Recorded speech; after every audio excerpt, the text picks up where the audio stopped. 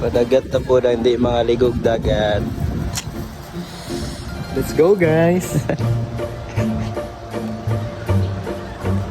Good day everyone, my name is Kennedy Pagubuay. I'm a small content creator here sa Lapu-Lapu City. For today's video is nagpadagat na punta. Kuyo nga ako ang mga barkada. Today is weekend so it's time for dagat na punta. Kaya gi-invite man ta sa tuwang migo nga gikan pa ni sila sa Talisay City. Nasige sa chat na ko kung asa ko no ang nindot nga dagat dire sa Lapu-Lapu. So anak ko ari mo dire og Lapu-Lapu kay naadyo daghang dagat dire. Tungod sa kadaghang dagat dire sa Lapu-Lapu maglibog jud mo kung asa mo mga. By the way guys, France is my long time friend and then karon namin nagkita og balik. Kani nga dagat kay narami dire sa Lapu-Lapu pero dili lang ko magsabaw kung asa ni dapita kay para more bashers to come, more engagement.